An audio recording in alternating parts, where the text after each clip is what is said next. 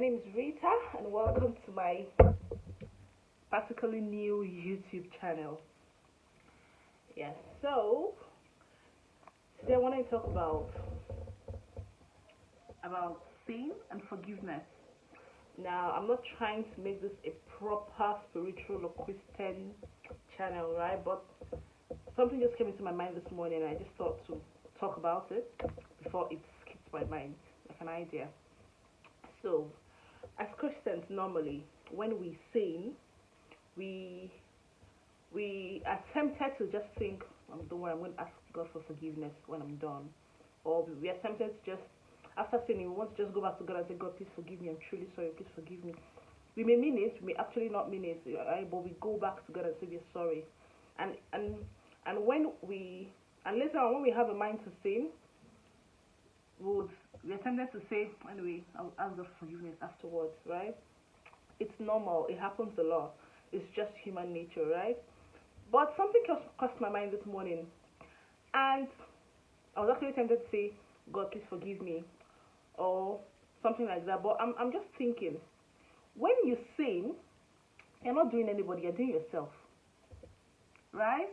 You're only hurting yourself. When you sin, you're only hurting yourself. When you say, God, please forgive me, it makes it seem like you're doing good. You're not doing good, you're doing yourself, right?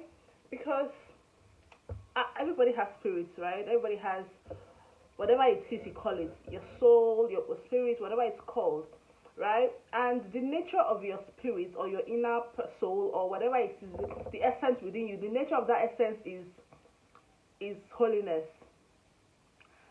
The nature of your spirit, your soul, whatever you want to call it, is holiness. That is the only way. That's the only. It can only thrive in holiness. It can only thrive in discipline. It can only thrive in just in the right things, right? So when you subject yourself to doing things that are not in tune with your own spirit, it may be whatever really, because some people are not Christians, some people are not Muslims, some people are whatever they are, right? But I know that the essence of your spirit is holiness. This is why even when you go to a ritualist or a traditional worshipper, whenever you want to do something really evil, it always comes with a consequence, right? So it just shows you that whatever you are doing, it always comes with a consequence, not to anybody but to you. So when you sin and you say, "Oh God, please forgive me," no, you're doing yourself, because there's going to be a consequence for that. Yes. So your sin doesn't take anything away from God, right? If you sin a million times, it doesn't reduce God's glory. It doesn't take any. God will just be in heaven looking at you like this foolish girl. What's she doing? What's she doing to herself? Because you're doing yourself. You're not doing God. You're not making God cry. God is already exalted. He's already in heaven. He's already glorified. He's already God, right? So when you sin and you say, after all, I'll go for confession, or after all, I'll tell God to forgive me, you're only doing yourself.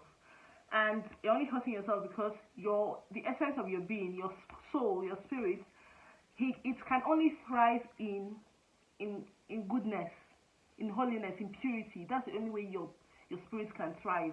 And for you to experience true happiness on earth, you have to live in tune with your spirit. Your spirit and yourself have to be aligned. So when you go astray or when you do stupid things and you remain in those stupid things, you have deviated from your spirit, and so nothing is guiding you. You feel empty. Even if you have all the wealth in the world, you feel so empty. You feel alone. You see, that's why you see bitter people who are really bitter. But then you also see that there are people who are not so wealthy, but they have true happiness. They have people around them who love them, or they have family members who really care for them, or they have nobody and they're genuinely happy with themselves, right? So you can only experience true happiness on earth when you are in tune with your spirit, whatever that is. Well, I know that my own spirit, I don't know about yours, but my own spirit its ideal nature is holiness, is purity. And when I have deviated from that, I do not experience any happiness. I experience loneliness, sadness, emptiness, and that's because my spirit, I've gone away from the ideal nature of myself. Yeah. I don't know what I'm blabbing, but that's basically that's the point. The point is that when you see you're not doing anybody, you're doing yourself. You've gone away from your usual self, and you begin to live like strangers, or you begin to live like what do they call them? I don't know what there's a word for them. You begin to live like they call them heathens, but I don't know what they are. But they're basically you begin to live outside of who you are, right? People are different, so your friend did this, your friend did that. That's your friend. You're not the same people. You have different spirits. You have different souls. You were brought down to earth differently, right? You have different.